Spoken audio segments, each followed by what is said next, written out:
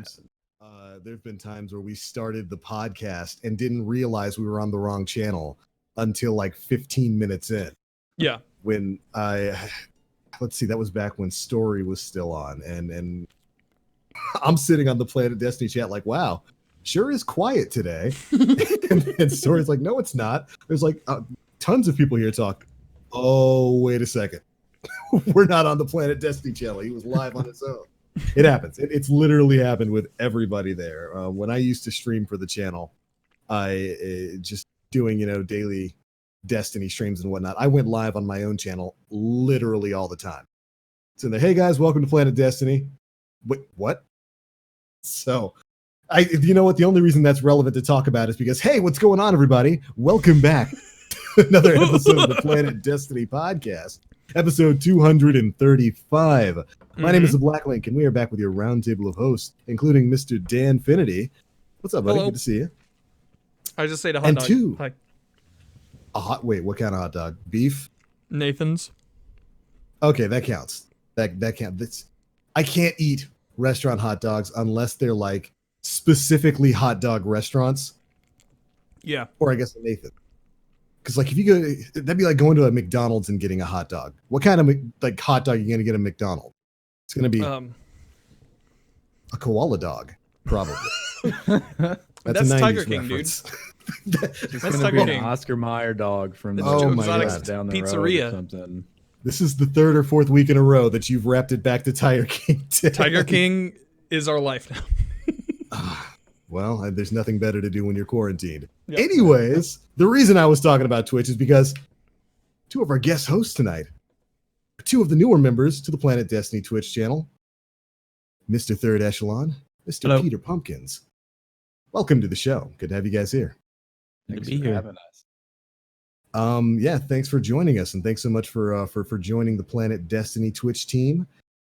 A lot of people out there enjoy the live streams you guys hold up on Twitch. So thanks for doing it so that I don't have to. I don't stream anymore. That's not what I do.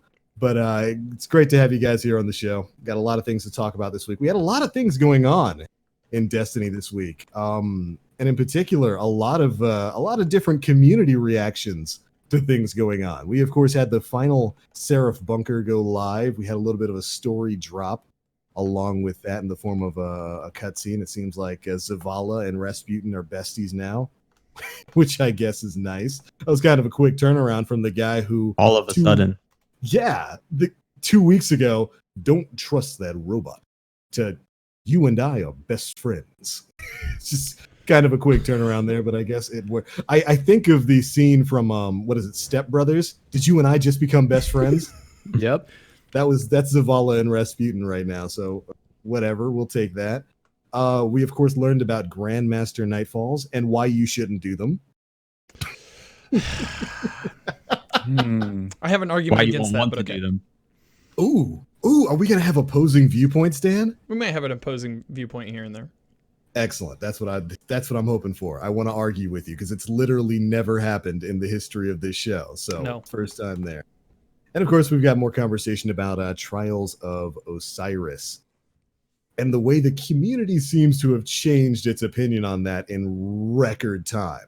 From like, I don't know, maybe we can start there. Maybe that's just me, but like it feels like we went from 2 or 3 weeks ago, this being the best thing Bungie's ever done, to now, I have seen almost a polar opposite reaction to Trials. And granted, a lot of that's probably due to the state of the game with a lot of the cheating going on right now, especially on the PC platform, where it's not even, I can't even get mad at it anymore. I just have to laugh at the clips of cheating that are coming out, like the video that Frostbolt put up this week. Did anybody else here see that? No. No.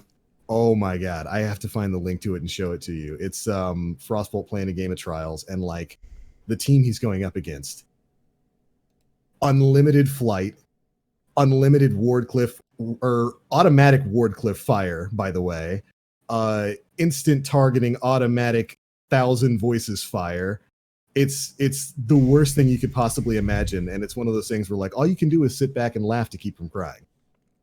That's kind of been the case for in-game PvP on at least on the PC platform, as far as I've been able to tell in the past couple of weeks. which is kind of a shame, you know. I think it's definitely probably soured the opinions of Trials, as it were, right now, because, well, when that's the game mode with all the loot, that's where all the cheaters are gonna go. Anybody else here had an experience with that? I play on console. I can play on PC, but I'm not going to. Yeah. That's all right. I saw the smile crack there for a second. I play on console like other patricians.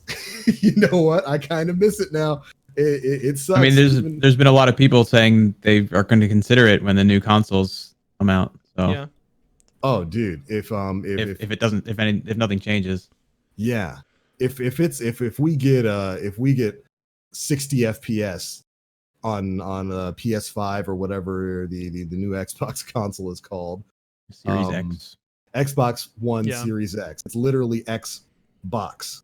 That's weird naming conventions there, Microsoft. But I could see a lot of people going back to it because that's the reason why I moved over to PC. The game feels better, you know, playing at 60 FPS, wider FOV. It feels better, and if I could get that on the console, yeah, I probably would go back to it since it's a little bit harder to pull off the automatic Wardcliff fire on the as far as consoles go. But when it comes to Trials, so okay, who here has played Trials this weekend or last weekend? I did every week. Yeah. Oh, excellent, perfect, the both of you. How do you guys feel about Trials? Do you feel differently now that it's launched versus or now that we're a couple of weeks in versus when it launched? Or are you still enjoying the experience? I'm getting burned out. I still enjoy it. I'm very much taking it as a learning experience to try to get better at PvP. That's kind of been one of my goals for the past year or so. Right. When I first started playing Destiny 2 or Destiny 1, I was awful at both ends of the game. And that's PvP is lagged behind in that aspect. So me and my clan and a few others from a different clan were kind of focusing on trying to get better and using it as a learning experience. So I'm still enjoying it when I'm playing and having fun with friends. When you do encounter cheaters, I haven't encountered any cheaters that are as egregious as what was in that Frostbolt video. But there have been some very obvious aimbotters and wall hackers in many games that I've every single weekend. And those are a little bit harder to determine, but there's a few things you can look at on Destiny Tracker and watching your video back that you can determine that they were doing it. It's a little bit more discreet. It's not, you know, auto fire 1K from the sky floating around, but you can definitely tell it's happening. And whenever you play lots of people that are in the sweat community, that they're constantly playing scrims against the top players, and you're playing against them and you feel like you could maybe win against them, you probably won't. But when you feel like you can win against them, feel like you're doing everything in your power, but you're just getting outplayed, and then you go and play Trials against somebody that's maybe a new account that doesn't have much gear, maybe not super high light, and they don't have very good movement, but they're hitting every single shot when they see you, you get a little suspicious. I wouldn't say, I know a lot of people and a lot of things on Twitter you'd think that, oh, the majority of people are cheating. It's not that. But there definitely are some that you meet out there, especially once you get into the 5, 6, 7 wins in Trials, you will encounter them. Right. And I hope that it gets fixed soon. But that's all I can do is hope. Right. What about you, Echelon? I think they need to. If I had to make one change, because obviously, again, I'm coming from a console perspective, so the cheating doesn't affect me. Yeah. You know, so I don't have to really worry about that. But aside from that, we all know that they need to fix the cheating. Something needs to happen with the reward structure. I'm not sure why they chose the structure they did compared. I mean, they pretty much copied and pasted Trials of Osiris from 1 to 2, at least in how it works. Cards are a little different and they're kind of neat. But not being able, I mean, I go flawless, so this really doesn't affect me directly, but it'll affect the game mode as a whole. Having to get 3 wins is tough for a lot of people. And spending all weekend and not getting it and having 200 tokens and then having them disappear, the population of the game mode's going to go down. if I can't get something from it, then why would I play? And so then you're facing teams you would normally face at 5, 6, and 7 at 1, 2, and 3. Yeah. And so, I'm not like the worst player in the world, but I'm maybe a little bit above average. I go flawless maybe once or twice a weekend. But there are some weekends where I won't, even with the team of my best players of my friend group. Just because, especially when the week the shotgun came out, I went flawless that weekend, but it was really tough in most cases because we all know people were token farming, and may still be doing that really. As long as they didn't go any further, they just won't go up to 3 now. They'll actually just token farm 1 and 2, so they don't even get the 3rd drop, and so their loot pool is still small enough where they're getting the shotgun a lot. Or if they want the sniper, they went to 7. What was it, 2 weeks ago on Widows? Right. And so now they're farming for the sniper, and it's going to make. Not that, somebody's got to face those guys at 1, 2, and 3, right? But with such regularity, it becomes even for somebody who considers themselves to maybe be a little bit above average or average, who can maybe go flawless every once in a while with their friend group. Those people are going to drop out too. Not just the people who are really, really bad and can't get the 3 wins. No offense to anybody, but then even the average folks who maybe go flawless every once in a while, those people are going to stop playing too. And then all you're going to have is just completely sweaty. And that's fine if that's what you want the game mode to be, but that's never been exactly what the game mode's been. It's never, we call it competitive, but it's never been like super hyper competitive. No, it's not. So it's, it wouldn't be super hyper competitive unless you're going to put in skill-based matchmaking and, have glory mean something when you're, going up the competitive ranks. So it's always been something where everyone is supposed to be able to participate, and week by week, you're going to see less people want to participate if that's the experience you get, aside from all the cheating and everything else that's happening. Right. Yeah. Because even aside from the cheating, there is a core issue here with Trials of Osiris. And I think you hit on it really well. Bungie's got an incentive problem here with Trial. They've incentivized people to do exactly what they're doing right now, not play to the lighthouse. There's no reason to go to the lighthouse once you've been flawless. There's really no reason to go back. And with the reward structure set up the way it is, you are incentivized to just farm those early games, get as much out of it as possible, move on. And I think that was probably an unintended sort of thing here from Bungie. That's probably something that they should rethink moving forward. But what exactly would you change there? I've seen some people bandy about the idea that maybe you only get those guaranteed drops on your first card. So like you get a guaranteed drop the first time you get to 3 wins, first time you get to 5 wins, the first time you get to 7 wins, and then maybe the rest of your loot comes from turning in tokens. No, that's how it is. That's how it is. It's just the reason why they stop at 3 is because the games are easier and to keep their loot pool down. So it only gives you what you've already gotten from those 3, 5, 7 flawless. And so if I go to 5, I've got another drop that then dilutes my loot pool.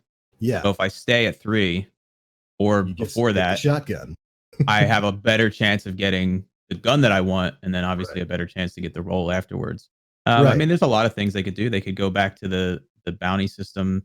The problem with going back to the bounty system of D1, where you actually got items for completing the bounties, is that the repeatable bounties. Either you get rid of them or the repeatables don't count for that. Which you could do. You could do it that way. Yeah, they do it with Iron Banner that way. Yeah, and they do it with Bright Dust too. Yeah. And they do it with the gunsmith bounties, the daily and the weeklies reward enhancement cores, but the repeatables don't. So they could do something like that where the daily and the weeklies reward gear and guns. They could make 4 to 7 really lucrative for tokens, like 3, 4, 5 times the amount of tokens. You'd have to make it like really substantial in order to persuade people to keep going, because maybe I still just want to, even if it's double the amount of tokens, which I think it's only like 1 or 2 tokens per game if you win. Even if you made it 4, I don't care. If I'm having easy games 1 through 3, that's not going to be enough for me. Or you make the chest, the flawless chest, give something really substantial. Even on repeat trips to the lighthouse. But that's, you've got to make 4 through 7 and flawless just way better. Yep. Agreed. Yeah, and my point there was that maybe randomize some of those rewards or swap from weapons to armor. I think weapons should see that creates another problem too, because armor is supposed to be a big ticket thing there, and you want everybody, like Third Echelon said, Trials isn't meant to be some kind of competitive mode. It's meant to be something that everybody can jump into and get some kind of reward out of. Not everybody's going to get that flawless reward, but everybody's supposed to be able to get something out of it, like it was in at least in certain parts of D1. I don't see how they fix that loot problem without going back to an older system like bounties, or maybe randomizing drops a bit more. Because there's just not an incentive to get those 7 wins. There really isn't. No. You get a much better payoff from just farming those early games like people are doing right now. It's got to be a head scratcher for Bungie to solve. I definitely think that they need to have, like they went back to in Destiny 1, and have bounties that award weapons that, you get 3 to 5 of them per week per character. Right. Keep the bounties that we have now as repeatable bounties. So you can continue to do those. You can continue to get tokens, and you can get weapons that you've already obtained through bounties. You can kind of farm them if you want to. You can continue to get coins or tokens from winning games. Like Third Echelon said, you can get more. Every single game maybe offers you like 1.5 times more or 2 times more. But the biggest thing is, I think Flawless needs to offer something new that we don't have. Right now, it offers gear, which you got 1 piece of gear last week. I believe you got the chest piece or the arms last week. You're getting 5 wins. But all the other gear has been at Flawless, and you get a glow that lasts for a week. So a lot of people really don't care about that. I know that the armor is really good. A lot of people remember it from Destiny 1. It's really good, but there needs to be something more like we had in Destiny 1 with adept weapons. Something that is worth going for, that is unique, that is special, that says, hey, I went Flawless and I got this gun. Like, maybe not make it guaranteed. I don't know. Like, something special for going actually Flawless other than getting a glow. Yeah. Yeah, because they missed it with Celerity. Yeah. That's Celerity. If Celerity was intrinsic, then you put it only in the Flawless chest. And so to get your God Roll shotgun or sniper with Celerity, you'd have to keep going Flawless. Yeah. And that would be the only way to farm for it. That would fix it. And that's like a 3rd perk on it. Like, it's not just a perk like it is right now. You get like an opening shot Celerity shotgun. You get whatever roll you had on your Astral Horizon. You get a quick draw, full choke, opening shot, Astral Horizon with Celerity on it. Like, something intrinsic to that. Like, it doesn't have to be like an adept that had burns with them, that had actual elements with them, but something like Celerity. Like, this gun gets even better if I'm the last person in my fire team, which is going to happen a lot if you're actually going to and attempting to get Flawless a lot. It'll happen every single card. It's very weird to me that wasn't saved for adept weapons, that wasn't saved for the kind of guns that you get from going Flawless, because that would be perfect, because it's something that's usable in the game mode itself. Primarily going to see the benefit out of that in team-based game modes like Trials. And like, even now, if I were to think, what would they do if they were to revamp some of the rewards here to make it worth going Flawless? If they're going to add in, say, adept style weapons, how are they going to make those any different than the Trials gear they have right now? I think you're absolutely right. I think Celerity should have been added in as like a 3rd tier perk, an extra perk that comes across already fully rolled weapons. And I don't know I don't know what they do now when it comes to incentivizing people to actually stick with this game mode moving forward. I mean, obviously, in coming seasons, they're probably going to have new Trials, whether it's entirely new stuff or bringing in stuff from like season 2 of Trials, like the Doctrine of Passing and stuff like that.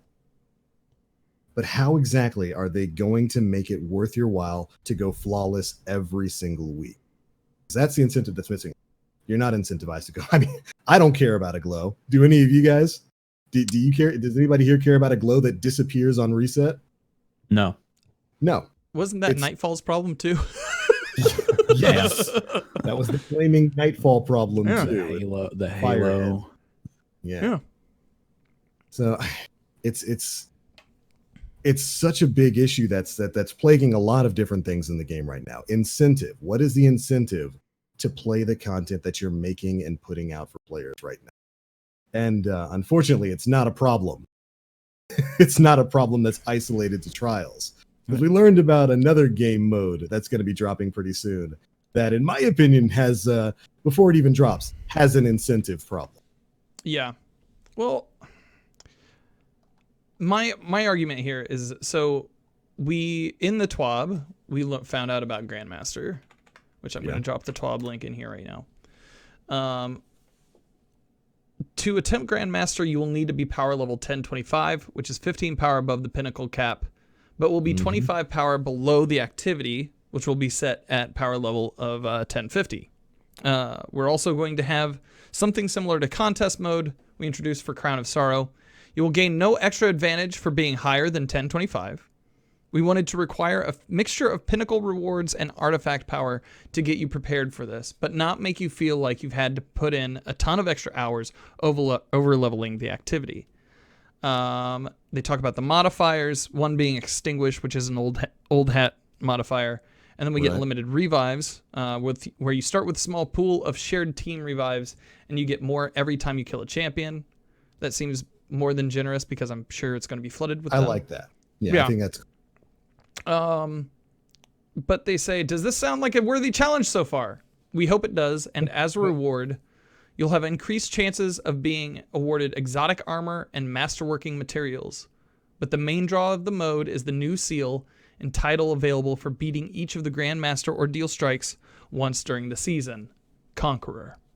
We want this to be one of the most challenging titles to get, but we want it to be approachable for anyone to try who puts in the time and dedication with their team during a given season. So, and that starts on the 21st. So not next week because we have Iron Banner, but the week after that. So that puts it about 8 weeks out from the end. We're about 10 weeks out now from the end of the season. For me, it's a volume issue rather than maybe the awards being given. Yeah. If it's a quantity, if you go in and you complete one of those, I don't know how long, say it takes you like an hour to beat one of these, an hour 25, something like that, to beat one of these because of just the power pain that they put you through. Yeah. If you come out with 2 tokens in a blue, it's not going to be worth it. Ooh. But if they're really showering on those types of rewards and giving you higher chances at stuff that isn't in your pool yet, I can see it being like worthwhile at least to do them once for the title. But if you're completing this, probably got every exotic. Ideally, you'd think so, but some people started earlier than others, like. I get that, but I feel like this is going to take some good preparation. I don't know. Yeah, you could be. So. I'm sure we're both right, depending on who's playing. But somebody who perfects their build, 3 people who perfect their build in order to do this at minus 25, probably isn't missing much of what this is going to give them. Yeah. Wise. And with the reward being, I mean, I'm glad it's exotic armor. I'm glad they specified that. It's not exotic weapons because those are utterly worthless as drops after you've gotten, one of them already. So I'm glad it's armor because at least with armor, there's variable stats and whatnot that can drop with that. But for the masterworking mats, the only way it even kind of becomes worthwhile, in my opinion, is if it drops an absolute buttload of masterworking material. It would, and given Bungie's history with this type of thing, I just don't see it doing that. I don't see this being something that's certainly not repeatable and certainly not going to be worth my while just to get masterworking materials that I can get from completing bounties for Banshee. Right. And when it comes to the notion of exotic armor dropping, certainly that's great for people who don't have all the exotic armor in the game. Mm-hmm. But this isn't a game like Division 2, where I can get multiple versions of a high-end bit of armor and say, oh, well, this one has way better stats. I can store that and put it on a different bit of my favorite gear later on. That sort of system doesn't exist in Destiny 2. So getting multiple exotic armor drops from stuff that I've already got doesn't really benefit me. And I think I heard Aztecross describe Grandmaster Nightfalls in probably the best way I can think of. So it's a Nightfall. It's 30 times harder, but for the rewards you got last week. Yeah. I other than getting, for the people who are out there trying to get the title and the seal for this, I can't imagine this is going to be something repeatable. I can't imagine this would be something that I go on to and then say, all right, can't wait to do it again next week. I don't see that. Well, we don't know what strikes they are yet, right? They have not. Okay. Yeah, I don't know. It's just it's not just like an activity problem. It's just a Destiny problem right now with reward. Yeah. You can go and do this. You can get the stick, or like here's the stick and there's the carrot, but most of the time you get the stick. There's very little carrot. It's like one of those little baby carrots. Right. It's got just enough ranch on it to make it okay. And I know for me, I'm going to be trying to help people out getting the title. Yeah. So for me, that'll be something to at least push me forward with it. But yeah, I don't know, man. I feel like a little bit of talking about the TWAB, they're kind of doing some damage control prior to this coming out, because they're going to be like, this is really hard, guys. This is really, really hard. But you're not really going to get much out of it. You're just you're going to want to complete this one time, and that's it. So don't say we didn't warn you. So it's going to be, I think the Nightfalls that I was doing consistently last week, and we were testing out different builds, we're taking about an average of 15, 20 minutes. Mm-hmm. Say it takes twice as long to complete this one. So that's 30 to 40 minutes. Yeah. And I'm going to get what? A guaranteed exotic, maybe an Ascendant Shard? Well, no guarantee of your exotic. Yeah, it's not even guaranteed. Yeah. I'm just saying, maybe. It should be. Yeah, it should be. So 2 weeks ago, I could get double loot. Yep. So that was already way better than what I'm going to get from anything from Grandmaster. But say it takes me twice as long, why don't I just do 2 normal ordeals or 2 master ordeals instead of Grandmasters? Exactly. Like what's the point? Oh, I do it once. That was really difficult. I mean, I'm under leveled. We're facing champions, they're pretty cool. Yeah. Not gonna lie, the champion idea is pretty cool, but I like it. It's like we're just gonna force you to be 25 under light, which is good for raids and raid races, but who's going to be racing to be the first one to complete a Grandmaster Nightfall? It's going to be really difficult to even tell who got that, because there's probably going to be a bunch of people that finish it at the same exact time. Yeah. But the it's cheater like, team will finish it first. Oh, probably. The automatic Wardcliff team. I mean, yeah, if you're wondering why Bungie didn't do an announcement for World's First of Trials, it was because Trials Report did an announcement, and it ended up being a team who cheated was the World's First Trials team. So there will be no announcement of World's First stuff probably until another raid, and then even then, going to be interesting. So, if the reward were a fully masterworked, say tier like 80 cumulative score exotic armor piece. Mm-hmm. That would interest me? Yeah. And if it was guaranteed, and it they were like, it was a random rolled 80 stat, like already masterworked, so you didn't have to use the 3 Ascendant Shards to masterwork it. Yeah. And it had good distribution of stats, so not just like every single stat has 10. Like there's actually some spikiness in the stats around recovery or mobility or intellect, the things that are good.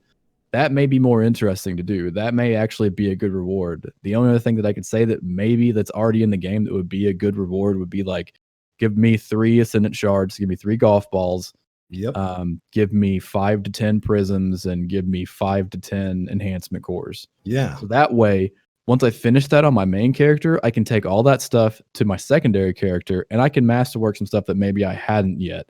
Because that's, I'm not paying as much attention to that to get it ready for the Grandmaster Nightfall. Now I can take that one in there, and I can, masterwork an exotic that I hadn't on my secondary character already because it doesn't mean as much. But now I have a little bit more. I can get my stats up to maybe make a build that I want to that I couldn't make previously.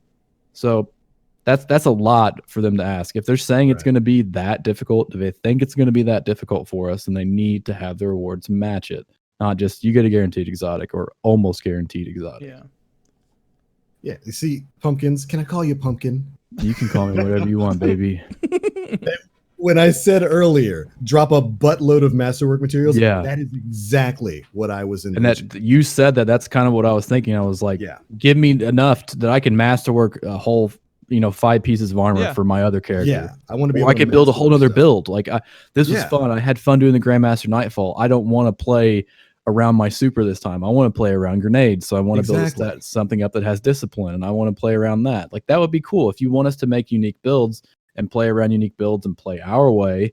Then give me something to make that with. Don't make me go out and do bounties. Yeah. Like give me something that I feel like I'm actually doing something. Give me a difficult Grandmaster Nightfall.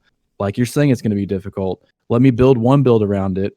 Let me, if I complete that, like successfully complete that, like give me enough that I can build another build and have more fun doing it. Because that would be awesome. That would actually be really watchable. You go and watch whoever's your favorite streamer, whoever's your favorite YouTuber, and be like, I made this crazy build.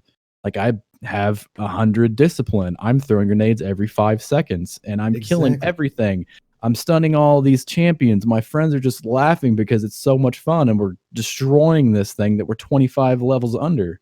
Like, let us do that. Like, give us that. No, I think that's perfect. And it's the kind of thing that I wish Bungie would lean more into. I think pinnacle activities, stuff like the raid, stuff like trials, stuff like Grandmaster Nightfalls should be dropping gear and upgrades that allow for you to make builds like that. I would be perfectly fine if rather than just focusing on exotic armor for this, like we said before, just drop 80 plus stat armor, like legendary armor. That way I can actually use more than one of it, and I have a reason to run this more than one time on a single character. That's the type of thing that I think Bungie should be pushing for with this new tier of Nightfall difficulty. Put in some high stat stuff that you can only get from it. Yeah. You want guaranteed 80 pluses or for your legendary armor? Run Grandmaster Nightfall. Get that and a bunch of masterwork stuff so that you can make your build. I think that's a beautiful way to put it. Ads4 said in chat also earlier, doing the same thing for going flawless as well. If you're going to get an armor piece, make it well rolled, give it fully masterworked. Yeah. I mean, we already have one activity that gives us fully masterworked armor in Pit of Heresy. Yep. It gives us a piece of armor. It's fully masterworked every time. May not be superb stat rolls, but like we know you can do it. Like, give us good rolls. You know what we want. Yeah. It's not strength. So Chappy Chap said that Braytech had the list of the Nightfalls, which are under the Trials Season 10, or the Triumph Season 10. So the 6 Grandmaster Nightfalls are Exodus Crash. Oh. Of course. Already off a good start. Yeah, Broodhold. So this week's Nightfall. Not incredibly difficult. That one's fine. It's an okay strike. Yeah, I like it. The Arms Dealer. Of course. Yeah. That's in every Nightfall challenge. Yeah. Tree of Probabilities. Okay. Warden of Nothing. So last week's. Right. And then Insight Terminus. Those are the 6 for the Grandmaster. During disturbing lack of Lake of Shadows, I'm noticing. I wonder why. I can't wait for Exodus Crash to take 10 minutes to kill a spider tank that gives us no points. Yep. Which we don't have to worry about points, they said, but still, it's like very thankful for that, by the way. Probably going to be like 16 champions surrounding it. Yeah. If there's 16 champions, at the end the exotic is a piece of gear that it's the squat. TBL, it's the squat exotic. Oh no. Where instead of getting getting thrown away if you're crouching, you don't get where you're wearing it, you don't get stuck. But there'd probably be something worse, like Aeon Save. Yeah. Just what you wanted, right? Something worse than I'd rather have a squad exotic than that. So looking at these, and Aura wasn't able to join us tonight, or he didn't join us this evening, but he did post in our chat a very interesting question that he posted on Twitter. Let's say Grandmaster Nightfall was to offer some ridiculously amazing, incredible reward. What do you think the completion percentage of the entire player base would be, taking into account raid completions and flawless gamers? Oh, very low. Less than 1%. I voted on his poll, and actually, if you look at the replies, I replied to it as well. Yeah. I did a little research on it. I looked at Last Wish. Mm-hmm. So, and because it's easily findable on Xbox and PlayStation, Last Wish, the achievement for completing it, which just means that you completed the last encounter, doesn't mean you actually completed the whole raid, is around 3%. And then PC is probably about the same. And if you look on Charlemagne, the bot that compiles all the data from the API, the global, what they call the global adjusted percentage for Last Wish, which means everyone who's completed it, who's got at least some sort of triumph score, is around 12%, which falls in line basically with those numbers plus 1%. So that's more or less some of the active. Yeah, so about 12% of players across all platforms completed a raid that's 2 years old and that you can warp to the end to. Yeah. Yep. This is supposed to be something that's going to be contest mode forever. Yeah. Yeah. And it's going to require you to make a pretty sound PvE build. I think it's going to be less than 1% across all platforms. Maybe creeping towards 2 if you get lucky. But completely agree. That's 100% in line with the completion numbers of raids back in Destiny 1. It was always barely like 7 or 8% of the population that actually ran and completed raids in D1. And I think anytime Bungie adds in, this is probably a rule they follow, anytime you add in content that requires you to make your own fire team, no matchmaking, the completion numbers are going to be abysmally low. Abysmally, because the vast majority of people playing this game log in, they hop into patrols, they run patrols. Or maybe they go and jump and play a single Crucible game. They don't have a dedicated raid team. They don't have a dedicated menagerie hard mode team. They don't make teams for that, and they don't go looking on LFG sites to make fire teams. So yeah, I think 1% or less for completion rate of Grandmaster difficulty Nightfalls. I think that's 100% on how it always has been. And you can't out-level this one. You can't out-level it. Yep. So it's going to be even worse than that. There's the 1025 struck me as weird. And maybe because previously they had talked about 1060, right? As being the cap for this activity. Mm-hmm. And then they've decreased it at 1050. Do you think that that's like 1025 is about the average of what they think the hardcore players, quote unquote, are going to get to, like just flat average of it? Because right now I've been home quarantined. I've been playing almost every day. And I've got my characters up to, I think 1022 is like the highest that I've got it right now. Okay. And that's with artifact power. Next week with Iron Banner, I'm going to run all those pinnacles again. So I'll be at 1010. Hopefully that'll push me higher in my artifact as well, to the point where 1025 is not really that big of a deal. Yeah. Do you think that that's like a number that they chose because they felt more people could attempt right now at that pace, or no? I think honestly, if it's not that, then they just picked it arbitrarily. I can't see any other reason why they would pick a number other than that reason. Yeah. I think most of the people that will want to attempt it anyway, 2 weeks from now, a week from now, I feel like most of those people will be close to that. Yeah. So it's not going to be like something ridiculous but it's going to be like, hey, we want to warn you, you probably want to play this game a little bit and know what you're doing, get up to 1025, not be a 960, and kind of know how to work things, know what pinnacles are. You've done pinnacles, you've done Master Nightfalls, or you've at least done the Adept ones before. So you kind of know what's going on before you get in here, because this is going to be hard. So I think it's an arbitrary number, but it's kind of like, they're going to be here anyway. I think that there's definitely some truth in that. They probably have looked around and said, okay, we can see an average of in-game players are around the 10, 20, 10, 25 level. So that's probably a good place to stop. And also, I think they probably were trying to measure exactly how difficult this activity would be to complete based on what your power level was. And they probably decided that 1025 was about as difficult as they wanted to make it in terms of the delta scaling with the difference in power between you and the there.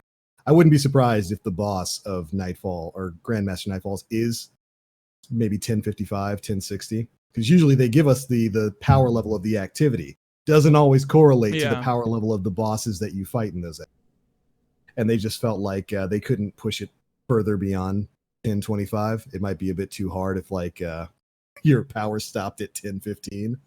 So difficulty, I think, probably Anyone know what the gap was between the end of Garden and the entry was? Does anyone remember that? Oh, I don't remember. It was about like 20 or 30, right? Yeah. Yeah. Somewhere in there. Yeah. I can't remember off the top of my head. One was 5 per encounter. So by the end, you're up 20, right? Yes, you're always going to be down 20 at the very end. Yeah, the gap is between you and the final encounter is 20. So if that is correct, then it's going to be an even harder gap than the raid was. Yeah, by 5. Certainly possible there. Which again, I like the idea of Grandmaster difficulty default.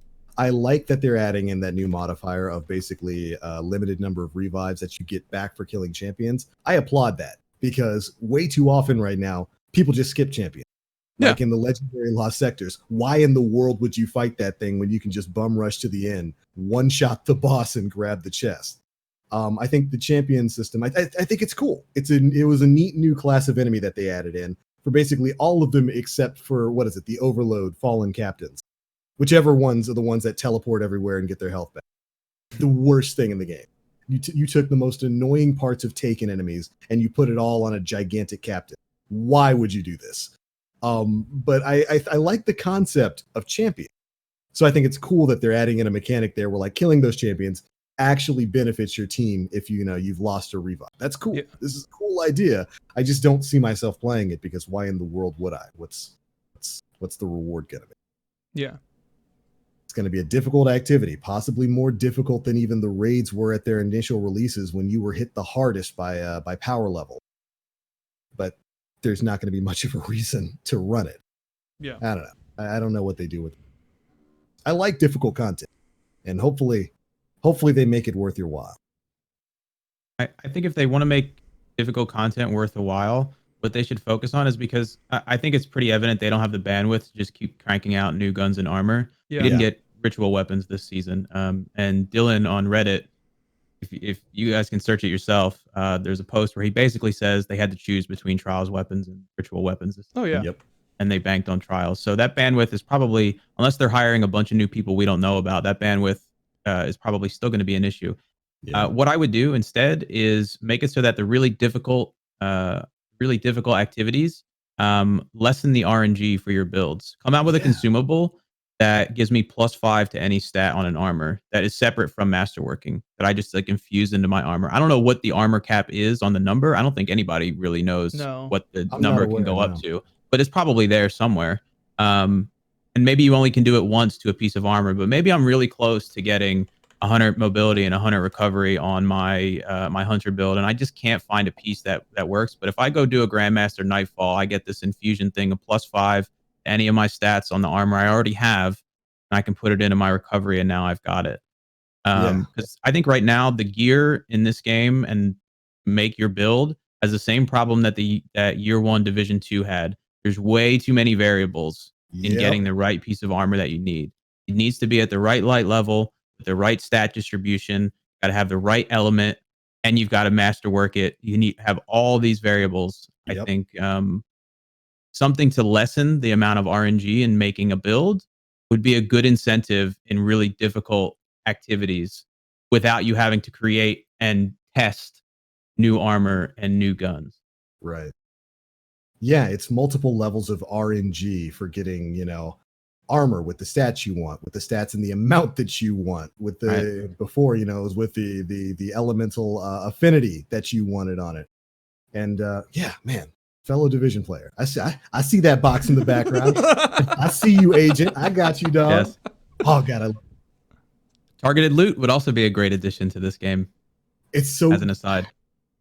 okay for you Guardians out there who don't understand. In the Division 2, there's a thing called targeted loot, where basically every day you can grind for specific types of loot. You can grind for assault rifles, machine guns, by doing specific activities in either a certain area or running specific mission. And the targeted loot that is like, we'll say the JFK Event Center today is dropping SMGs. So you can run that to specifically get SMGs from enemies and bosses in that, or as a completion reward. The next day, it might be LMGs. So you can run focused content to get the kind of rewards that you want. If you want a chest piece, you can go run content over in this area, and it's going to specifically drop you chest piece. I wish we had a targeted loot system in Destiny 2. I would, and actually, you know what we kind of did with the Menagerie, where you can basically make your own loot. How many weeks in a row have I said this, Dan? Menagerie had the best reward system in Destiny's history. It allowed you to focus towards the thing that you wanted so that playing the activity was worthwhile to you. I don't know why they haven't incorporated that in more content in the game right now. Oh my God. There are a lot of lessons. It's hilarious because the lessons between Massive and Bungie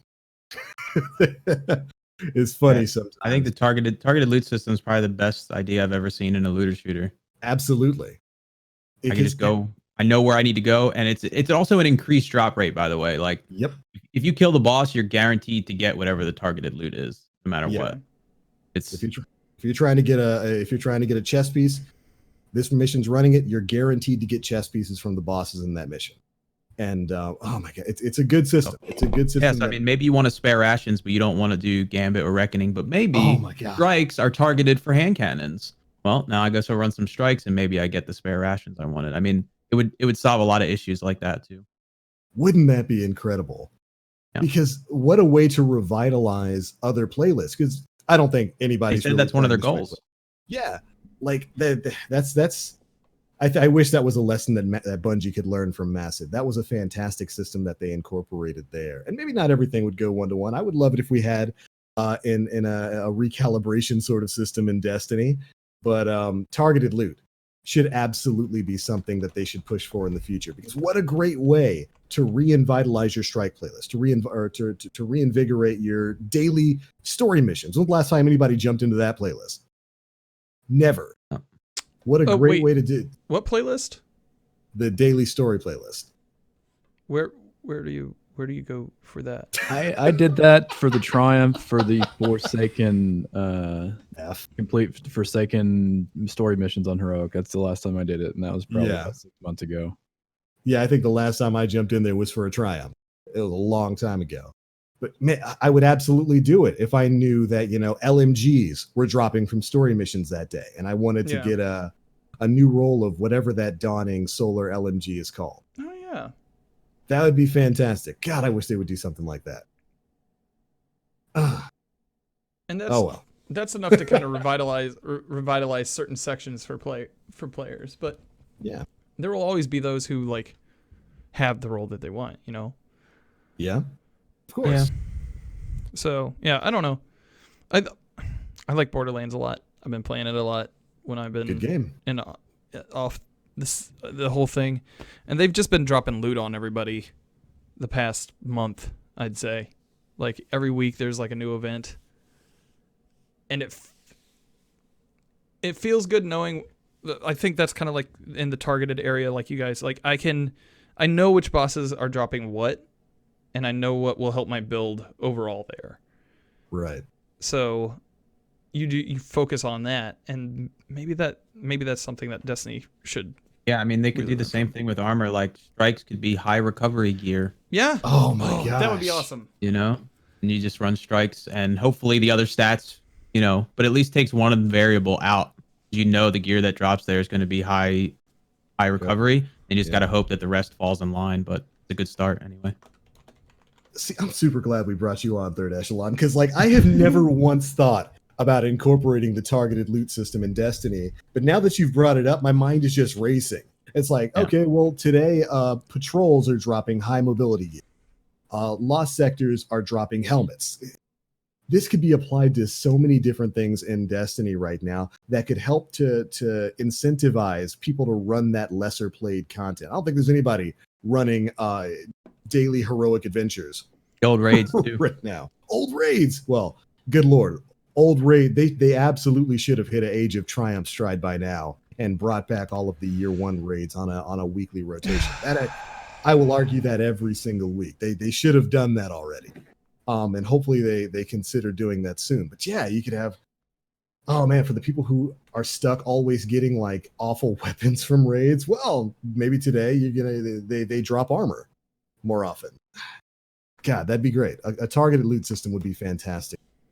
I don't know why that hasn't happened yet. I wonder if it's even possible with the spaghetti code that comprises this game. Who knows? That is a question for the ages, my friend. Oh man.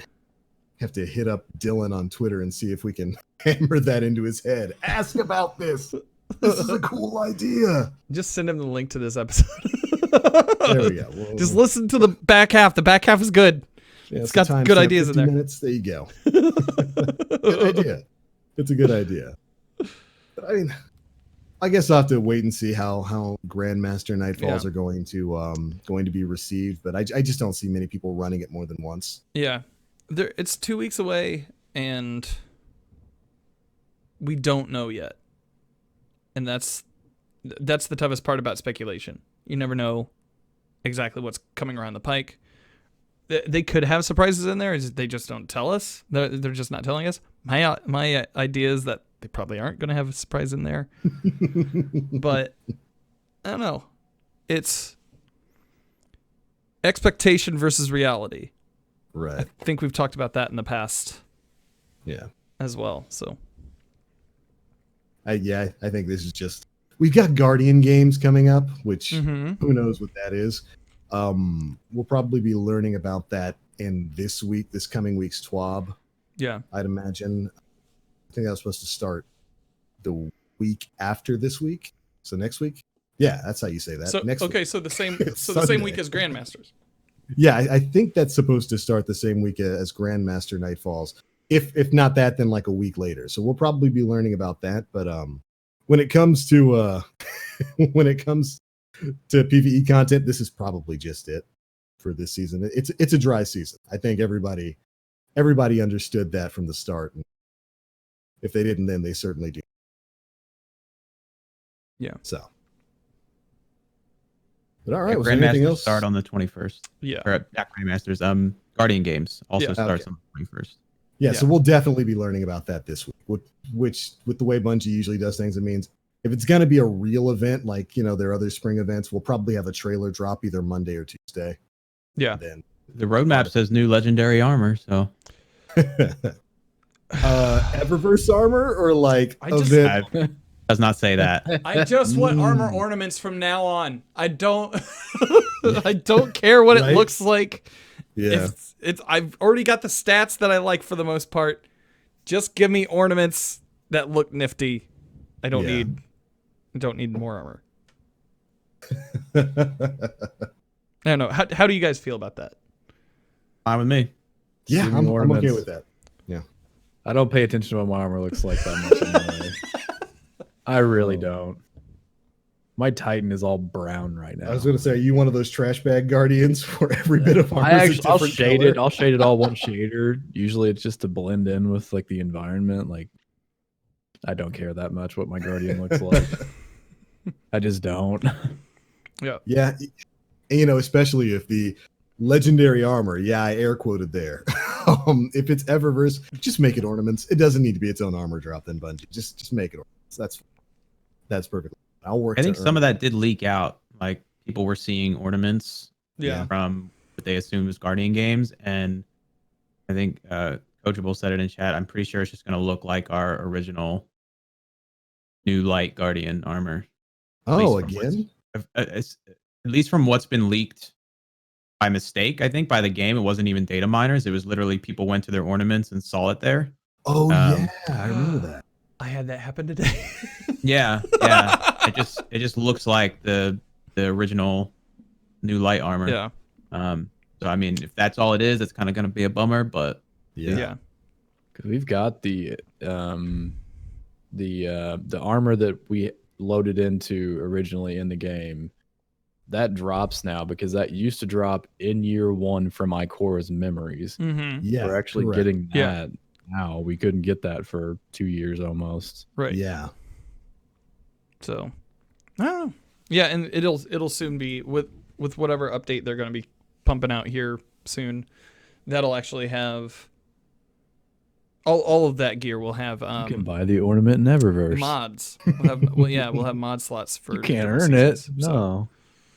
Oh man, could you imagine if they hadn't made that mod change? Like if this gear dropped without seasonal mod slots. Son, Oh, that would not have been man. good.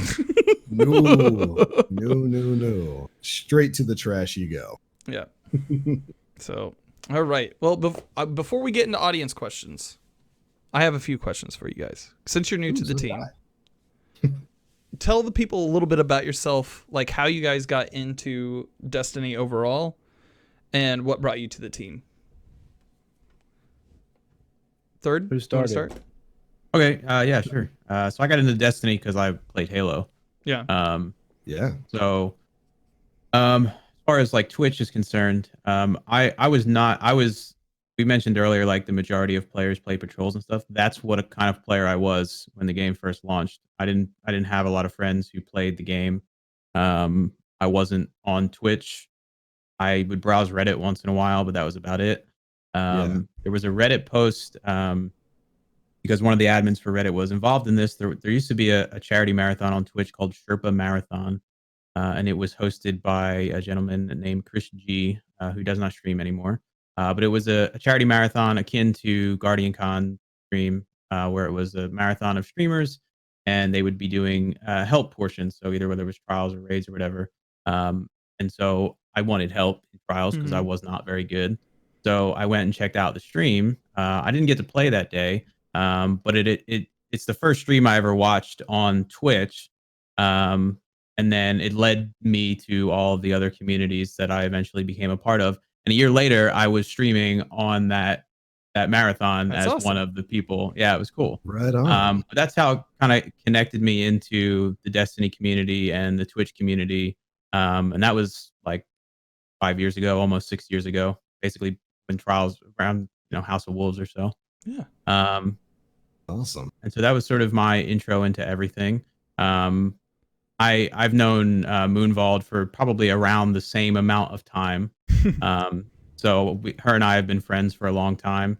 And I just saw, I saw you guys were looking for people, and I thought it'd be a good idea to sort of reconnect a little bit to community. Because I mean, honestly, over the course of Destiny 2's life cycle, depending on what was hot and what was not at the time, I've taken more breaks from Destiny 2 than I have ever from Destiny 1 once I got really hardcore into it.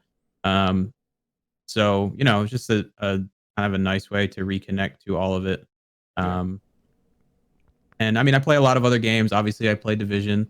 Right now, my normal cycle is Friday through Monday, I'll play Trials, and then Tuesday, Wednesday, Thursday, I'll play Division. But my heart is really in like single player narrative driven games. That's really where like Assassin's Creed, BioShock, Fallout, all those heavy narrative games. Those are my real passion. But yeah, I mean, that's sort of the long and short of my journey to this podcast. Excellent. Cool. Right on, dude. Good stuff. Peter, what about you, bud? I played a bunch of video games when I was younger, then graduated college and went through a couple jobs and got into one job where I had several hand injuries and nerve damage and an elbow. So I didn't play video games for about 2 years. I had pretty limited use of both hands. Once I got done with those and I was done with all that therapy, I went back to work, and there was a couple guys. This was like right when Taken King came out. They were talking about it every day, and they kept on telling me you need to buy an Xbox because they all played on Xbox at that time. it took me about 6 months, but I bought an Xbox and Destiny Taken King right around the April update. Started playing then. They took me through all the story missions and all the strikes and everything. Did a couple of the older raids, did Vogue and Crota. And it was right around the time that Wrath of the Machine was going to come out. And one of my buddies said something about Twitch, and I'd kind of heard about it, didn't really know what it was. But that September that Wrath came out was the first time I ever watched Twitch. And I watched most of if anybody was streaming raids in the mornings, that's usually who I was watching. I didn't start getting into watching people doing trials or PvP for a little while. But I watched people because I was really bad at raids. I was the guy that was being carried, and I would always ask the guy that was kind of leader group, like, what do you want me to do? He's just stand behind me, man. Stand behind me. He used to have, he's since passed away. But he had video, like he took a bunch of clips of me like playing PvP, and I like literally didn't know where to jump and how to jump. Like those videos you see of like the husband playing with the wife, and the wife's like, how do I jump? Like that was me playing with them. This just a little over 4 years, around 4 years ago. So that group got me into raiding, and subsequently I started to really want to get better at raiding. So I started playing a lot more with a few communities. And then about 2.5 years ago, I started streaming. Right around the time that I started streaming, there was this goofy guy on Twitter that was from Indiana that followed me on Twitter named Danfinity. I'm like, hey, this guy plays Destiny and he's from Indiana. That's pretty dope. So we would meet each other in each other's streams every now and then. Yeah. And I've met him multiple times in person, and he always talked about Planet Destiny. So I started watching Planet Destiny, and that's what brought me to here. Because initially when I filled out my application form, and Moon even said something about this, it was, why do you want to join Planet Destiny? I said, to kiss Dan. Yeah. So that's why I'm here. Dan introduced me to it. I saw how much fun he was having with it. He spoke passionately about it every time that I met him. It was one of the things he did, and I was like, that seems like it'd be fun to be a part of. Are you sure it wasn't the other Danfinity, the 13-year-old girl from Mexico? I don't know. Okay. She refuses to give up that name. Yeah. It's not going to happen. You're never going to get that Twitter I'm never going to get that. I'm never going to get it. Never Does she actually tweet? Once every 6 months, yeah. Just once every 6 months? Yeah. In order to keep, I think, in order to keep it, yeah. It's pretty awesome. I'd like to imagine that she's just vindictive and is specifically trying to keep it from you. Wouldn't be the she's first. fully aware of who you are and just doesn't want you to follow her? No. Does she follow you? I don't think so. I don't think ask her. Just be like, hey. No. Change your name? The last time that happened, bad. Not good. Did she yell at you in Spanish? Like you just heard her yelling at you in Spanish? Like no, I got blocked and then told some pretty weird things. All right, let's move on to audience questions. Swiftly on. M. Mills asks, what have you learned about yourself while being stuck at home? I can sleep at any time of the day that I want. Doesn't matter. And I will, and if it's not too far away from like my actual going to bed at night, 6 to 8 hours, whatever it is, I'll sleep for almost 2 hours exactly every time. Yeah. Any time of the day. It could be bright and sunny out. Doesn't matter. It's awesome.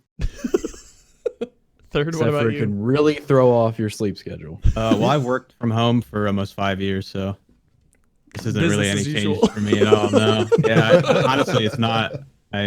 More work people from are home and then I bothering you stream now. afterwards, so literally hasn't interrupted my life one bit, which I know is a luxury for me, comparatively speaking to everyone else. But literally, yeah, I mean, nothing has really changed in my life. Yeah. Because of this, which is, I'm grateful that that's the case. Yeah. I'm definitely in the 1% there. But yeah, I can't. There you go. Right. TBL, what about you? Actually, I'm a lot like Third Echelon here. I do a lot of my work from home as well. I do have, you know, a job that I actually physically go to, but a lot of the time I am at home doing work. So literally nothing has changed for me. The work I do at home, I still do at home. My other job is considered essential, so I don't get a choice of staying home. I still go to that every single day. Yeah. So yeah, not really much of anything's changed for me, other than I've been eating out a lot more. Yeah. Yeah, I found where's your favorite place to eat? This is gonna sound weird. Okay. There's a pizza, barbecue, Italian grill / oyster bar. Sounds like Florida. It's the most Florida thing you could possibly imagine. But all of those food items I just named, they do really, really well. So they have become my new favorite place, and they're only about maybe 10, 15 minutes away from where I live. So I've been making my way through their entire menu and destroying every bit of good my diet has done for the past year and a half. Not any weirder than Dan fighting with a Mexican girl on Twitter. So. Look, I'm not fighting with her. I'm not fighting with her. I asked. I've just been asking, like. And you screaming, "I'm not fighting with her. I'm not."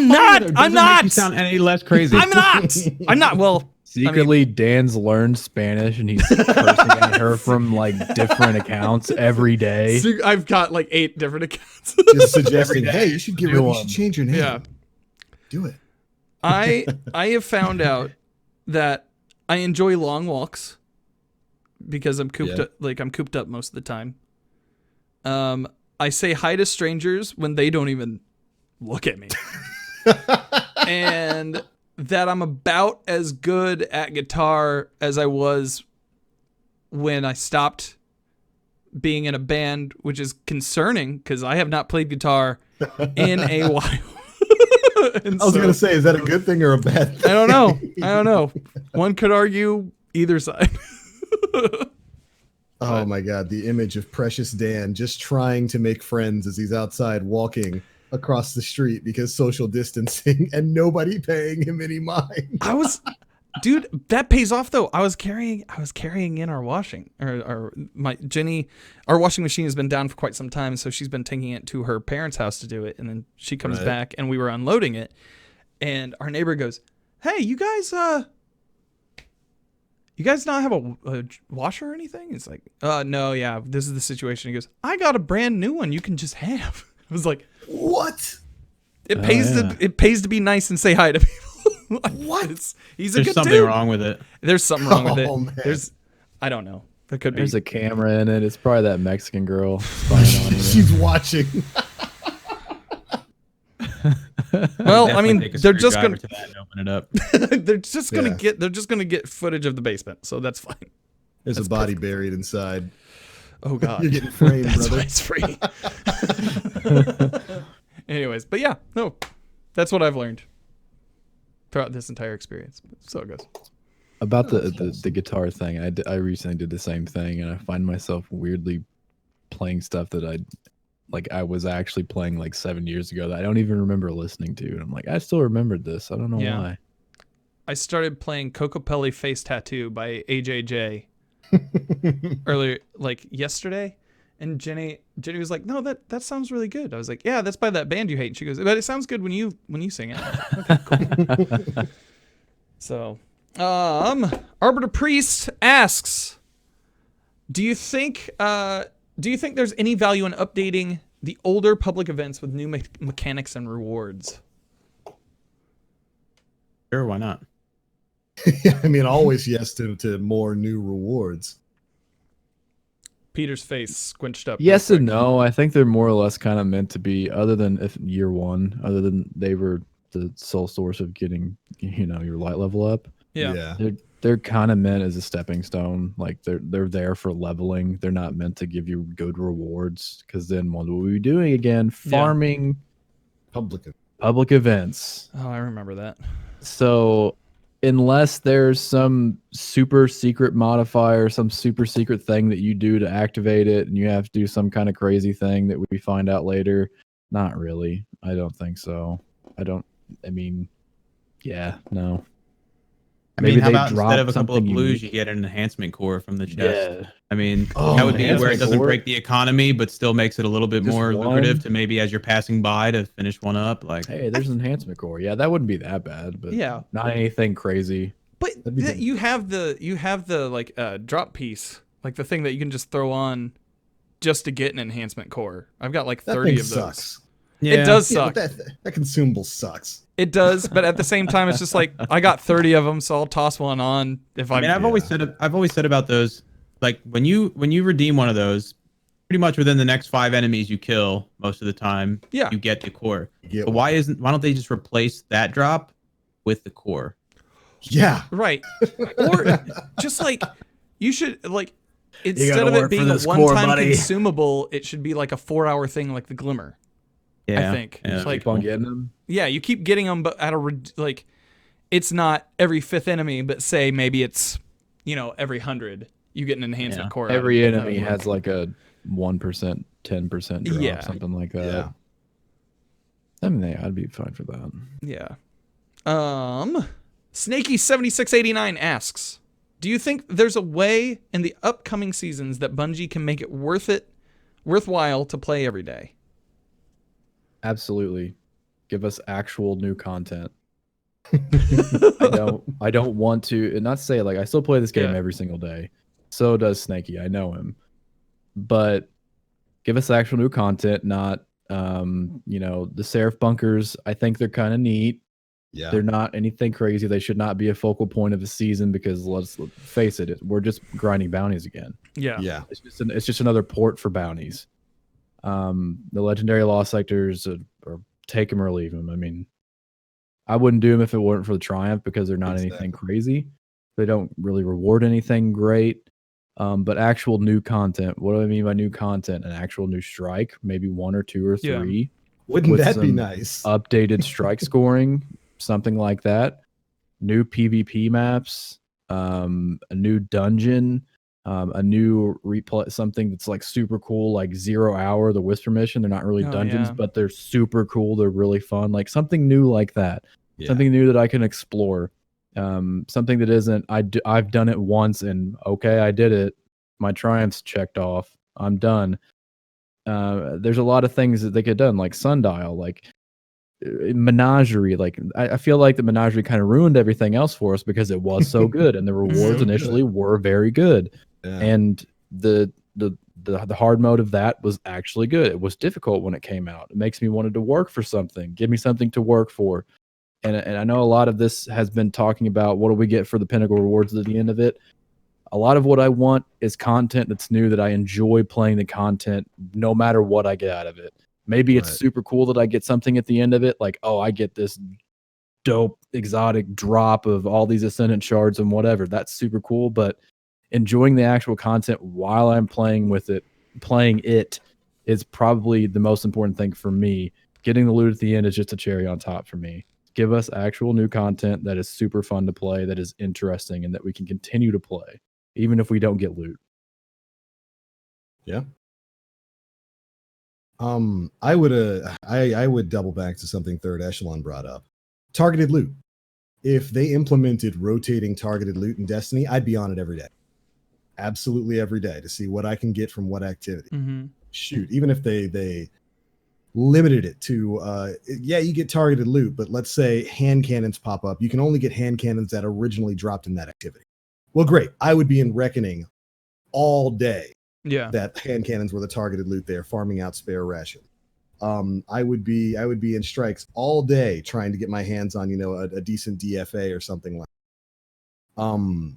I think targeted loot would be a fantastic way to incentivize people to at least log on and check what's dropping that day from all of the activities that they like. Yeah, I thought that it was a very good idea, by the way. And that I think fantastic. I especially like saying, hey, strikes are dropping high mobility loot. Like that's a super good idea. I've never thought about that either. Yeah. I'm just gonna answer the question, which he asked was, in the upcoming season, is there anything they can do? And I don't think they can do either of what you two just said in the upcoming season. Hey, you said, is there anything they can do? And that's what I thought they could do. Right. I don't think they can do that though. Like Yeah. as far as Next season.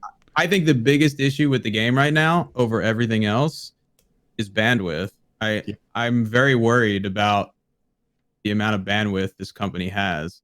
There's no way for me to know. I mean, that the comment that I referenced earlier from Dylan on Reddit, and you know, maybe I'm taking it out of context, but I think it was pretty well in context. That worried me more than anything else that's going on right now. I mean, the cheating is probably my number 2, but that worries me. You know, Yeah. I don't think we should expect anything out of seasons except just a little bit something new to do. Like that's what I expect from a season now. September could make or break the game for good. And they've always delivered on September releases. Yeah. I give them that much. Forsaken, Shadowkeep were both very good. I think September could be pardon the pun, a reckoning for this game. If the cheating is not fixed by then, if there's not something substantial done with trials by then, because I assume September is going to be like next season's probably going to be the prelude of the darkness. It seems like based on that cutscene, and then September is going to be probably the darkness plus Savathun, I suppose. Something. Maybe Taken Queen sort of style deal. And the September releases have always been good, all the way back to Taken King. Rise of Iron, I guess you could go either way depending on what you like and what you don't like. But I like it. I set my expectations now for seasons very, very low. Because I think, you go depending on what source you go to, there are people who think that Bungie's focus is elsewhere. That's all speculation, and I don't care to even deal with that. But what Dylan said is something real, and so that tells me that probably where the focus is on September. Like the real big focus is on September, and seasons are a way to just fill in the gaps that we used to have in Destiny 1. Like, they might get you to play for the first few weeks and then might taper off. Do you think we get an announcement soon for whatever they're doing in September? Do you think maybe they say, hey, this is what Guardian Games is, and also, by the way, here's what you have to look forward to coming down the pike? Because regularly we're starting to get into E3 season. Not going to be in E3 though. Right. But at the same time, like, you'd think that they would still have to have some messaging prepared around that as well. I suppose, but I think right now they need to see where the state of their game is by like mid-season next season. Before they reveal anything. I don't think they want to push it. I don't think they want to announce it that far out. I mean, at least not during this season. I think maybe at the beginning of next season we see here's all the seasonal stuff, and oh, by the way, this season's consequences will lead to this in September. I could see that happening eventually. But there's a lot they have to address, and a lot of it falls on deaf ears if you can't fix the problem. Something that I still think about, which was from the Vidoc, I think it was before Shadowkeep, and they announced they were doing all these season things, and they announced like, hey, each season's going to tie into the next one. Now, I don't want to get my expectations too high, but they did mention season 11 multiple times, and their direct quote was season 11 is going to be like no other time in Destiny. And it's like, well, that's just a few weeks away now. Yeah. If Oro were here, what's it he'd going to say be the like no uprights time would in be higher. Destiny? Like, so like they kind of like maybe they kind of built me up, and like with the seasons like tying into seasons, and there's going to be lore and loose ends are going to be tied. They kind of said, season 9, 10, they're going to be kind of tying things up, and it's going to be building up to season 11. They didn't say it was going to be building up to season 12, which presumably would be September this year. They said season 11, which is what going to be beginning of June. Somewhere around should be ish. So it's like that's not that far away. So how many days do we have left in the season pass? Not sure. Anybody know off the top of their head?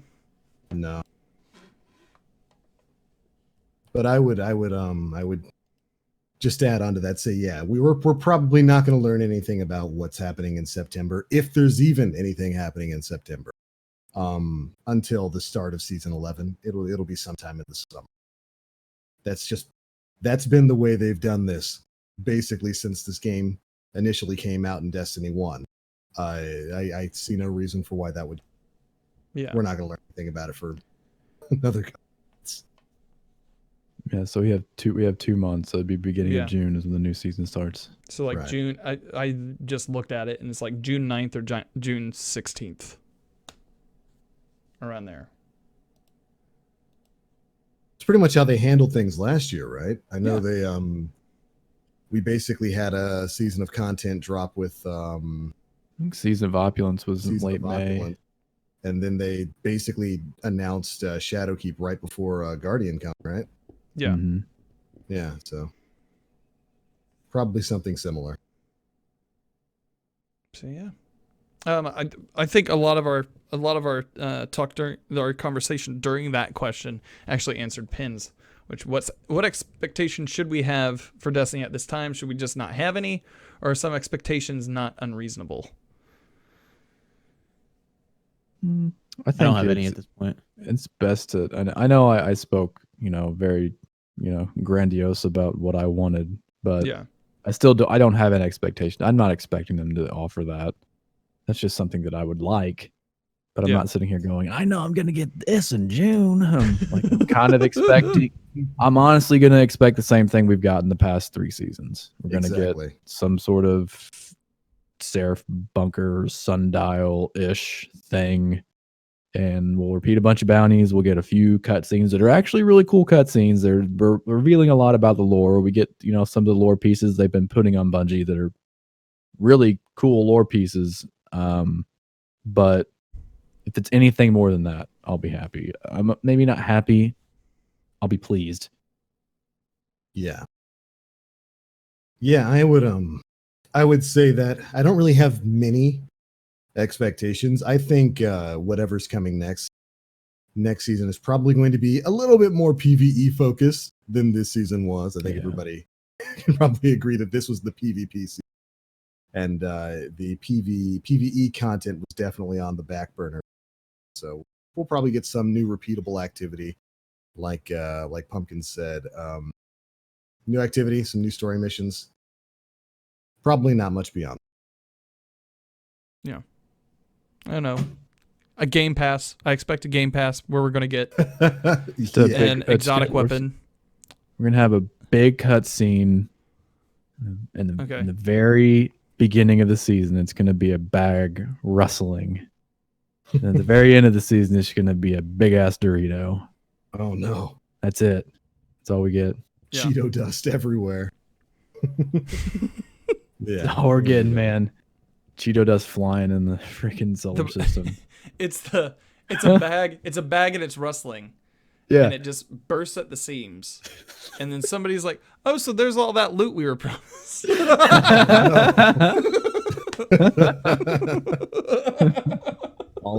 I could actually see because of the cutscene this week. I mean, and this kind of worries me a little bit, but I could see the Seraph bunker staying around another season. You think so? And being another focus again, like basically another Warmind focus, because and at the end of that cutscene basically says it's the Guardians and Rasputin working together. So presumably next season's narrative is going to be about preparing for the darkness to come, who are basically at the edges of our solar system now. Right. And then September is when they attack, or when we attack them, or whatever combination of the two happens. Yeah. I mean, we could be down in Seraph bunkers next season for all we know. Yeah. And there's also yeah, and it makes sense too, because like once you get done with the cutscene, if you look over on the wall in IO, there are a couple blips on the far side showing triangles coming in. So it's an evolving space that that the sundial didn't have.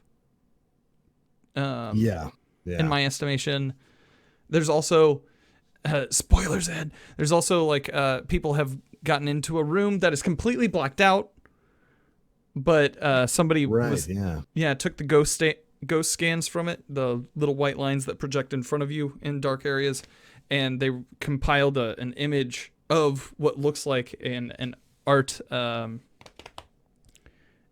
piece that was I think released at the beginning of Destiny 2, something along those lines, that looks like a Rasputin like core bunker.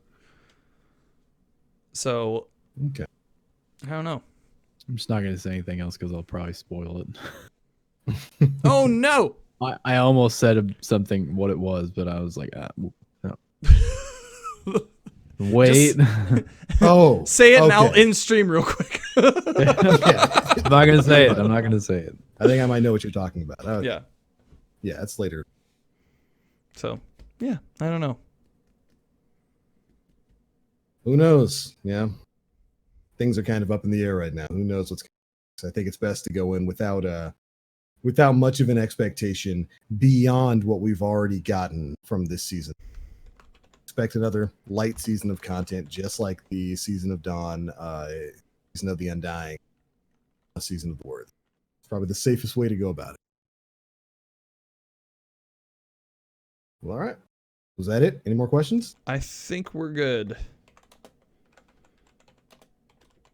Oh, well, yeah. Yep. I see AP had the one about ammo economy. I don't think they're changing ammo economy in PvP. They haven't intimated as much. Yeah. For the most part, I think at least as far as I've experienced it, I find ammo economy to be mostly fine in PvP right now. Yeah. For everything except like trace rifles. Trace rifles are still kind of getting the short end of the auto rifle, but not really an auto rifle stick. Yeah, they're always kind of forgotten. Yeah. It's I sad think that like Suros and Hardlight can kill faster than a trace rifle that takes special ammo. Yep. A little sad. If I think there's the only problems with the ammo economy in PvP, one is Revoker, obviously, which is a standout compared to every other weapon. Yeah. And I'm pretty Maybe sure sniper. somebody in chat or somebody here can correct me if I'm wrong, but I'm pretty sure in trials, if I'm using my beloved and I shoot 2 shots and both of them miss, and then somebody hits me in the head, and then my teammate comes over and revives me, I now have 2 bullets again. Yeah, in my beloved. That should be something Right. That really be doesn't make any changed. sense and probably should be Hmm. fixed. I feel and- like scavenger perks shouldn't probably work in trials or comp either. Well, the Like- other problem with trials is the snowballing special ammo. If you're winning, you win the 1st Mhm. round. Your team probably has 3 or 4 shots in your sniper, where the other team still has 2, and maybe you win another round, and now you've all got 6 and 7 in your sniper, and it just kind of snowballs and makes it a little bit tougher for a comeback to occur. Right. I don't know. I guess differing of opinions can say whether that's a problem or whether that's just rewarded for, you won the round. That's your reward for that round. You get some more special ammo. Which is, it's a legitimate argument, I suppose. I think so. Yeah. But yeah, I think Revoker should be exotic. That would be my change. That would Yeah. make sense because it's the only, ideally, or it is the only weapon in the game that does that inherently, right? Yeah, I mean, Widow's Court wasn't that bad, except for Widow's Court on Trials that weekend was made bad because of Revoker. Because Widow's Court is a map of sniper battles, and if one team has more ammo than the other through no fault of the other's team, except I didn't want to use the weapon that they were using. Yeah. Yeah. That is kind of a bummer. And it promotes really slow play because I have so many sniper bullets, I can just keep backpedaling. I never have to push up as long as I don't hit my shots. And then eventually, if I do hit my shots, then I win. So Yeah, Revoker on its own is just an odd concept for a weapon. A weapon that rewards you for not hitting shots. yeah, I little don't weird. think it ever became a big deal in like comp or any of the other respawn game modes because everyone has special and everyone's running around and there's not Yeah. Trials is just a bit more standoffish at points. And having those extra bullets really makes a big difference. Being able to miss and still have special Yeah. is a Huge. big advantage in a non-respawn game mode. Yeah. What if they put an ornament to Revoker that is that makes it icebreaker? Would you accept it then? Would you accept it? No, I wouldn't. No. Doesn't make it any better. No. Yeah, there's that entire weapon is quizzical to me. It's, I mean, if that made it exotic, then I would accept it. Yeah. Yeah, if it made it exotic. But then nobody would use that. Yeah. Nobody would use that. nobody would use So- Revoker. You're right. Yeah, we'll have to see what they do, but they haven't said anything about that or ammo economy at all. So Yeah, I don't see any changes coming to either of those things. yeah. It's the world we live in now. It's our glorious new Revoker overlords with their easy baby zoom snipes. Well, is that it for all the questions, Dan? I think that's a show. Well, right on. That's a show. You heard the man. Thank you all so much for tuning into episode 235 of the Planet Destiny podcast. This is a good one. I think we had a really good conversation Yeah. about Grandmaster difficulty and the state of activities in the game right now. I thought that was a really great part of the show. Just talking a bit about the incentives for running content and, that carrot on the stick that is the heart of any game like this. Special thanks to our guests, ThirdEchelon and PeterPumpkins. Thank you guys so much for joining us today. Thank you. Thanks for having us. Right on. And of course, before we get on out of here, we do want to give you two an opportunity to let everybody know where they can find you across the internet, what times you'll be streaming, and if you got anything special coming up. So I'm going to go ahead and turn the floor over to you, I guess, starting with you, Peter. Hi, I'm PeterPumpkins. I will be streaming on Planet Destiny on Wednesdays at 4 p.m. Eastern, and I pretty much stream on my channel around the same times on varying days. I do lots of in-game activity, whether it be Trials Comp or Master Nightfalls and raids. That's all I got. Right on. Gotcha. I'll be looking forward to those Grandmaster Nightfall carries. Yeah, no problem. I hope it's worth your time. Yeah. All right, what about you, ThirdEchelon? So twitch.tv/ThirdEchelon. You can find me on Twitter, 3RDEchelon, because as Dan's problem is my problem. Someone else has the third echelon. It's problem. It's pain. Yeah. But I pretty much just play whatever the hotness is for Destiny and gaming in general. So right now I play mostly Trials, like I said, on the weekends, and then I fill it in the middle of the week with Division. And any other time, any hot game comes out that piques my interest, I'll usually focus on that for a while. I play I stream on Planet Destiny at 6 p.m. on Mondays. You can catch me there tomorrow night. And that's about the same time I stream during the week on my own channel. The weekends are a little bit more variable, but usually longer than weekdays. But 6 p.m. Pacific time is normally where you'll catch me online. Right on. Make sure you guys go check them out there. Okay, so as a fellow agent, I can't end this without asking, how do you feel about, just real quickly, how do you feel about the state of Division 2 right now? Of course, we had a couple of updates come out. Massive lost their minds and banned a bunch of people for a glitch that was ultimately their fault. Those people are back now. Yeah. How do you feel about the game as it is right now? I feel like, aside from the controversy, which would take a long time to get into, I mean, I'm enjoying the game. I've been enjoying the game for a really long time. I have a couple of other dedicated friends who play with me, and I'm really enjoying it right now. Yeah. And I haven't even touched the legendary missions yet. But that's simply a matter of time more than anything else. But I've had a lot of fun putting a whole bunch of different builds together. It's much easier now in year 2 to put builds together than it was in year 1.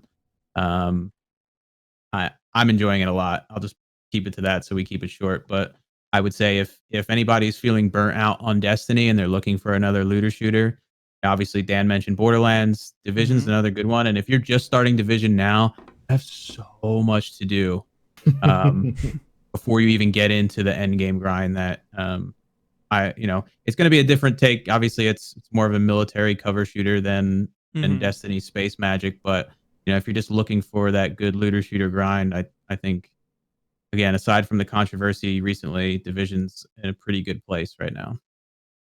Completely agree. Fantastic game. And now's a really good time for new players to jump on into it. There's a lot of stuff. There's a lot of depth That's basically all I've been doing for the past couple of weeks as well. Just testing out builds and trying new things.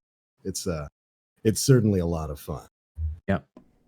Well, all right. That just leaves you and me, Dan. Where are you at? Hi.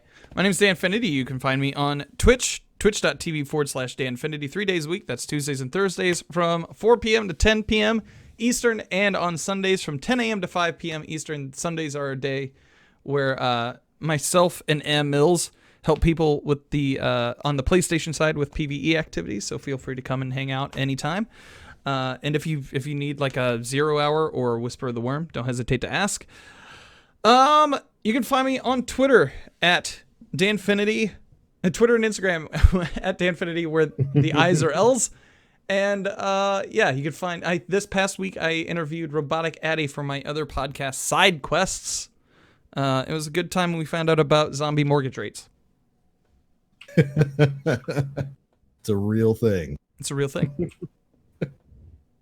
Right on. And of course, my name is The Black Link. You can find me pretty much everywhere on the internet, Twitch, Twitter, YouTube, all those places at The Black Link. This week, probably going to be more of the same, more Division 2, Warlords of New York live streams, probably some more Monster Hunter World as well. We had Furious Rajang and Raging Brachydios drop on PC, so it's been a lot of fun blazing through that content and making some new builds. So I am probably going to be continuing on with that stuff. You guys know all the usual there. And of course, new news videos going up on the Planet Destiny YouTube channel at youtube.com/. But all right, that is it for episode 235 of the Planet Destiny podcast. Thank you all so much for tuning in, and we'll catch you next week. Bye, everybody.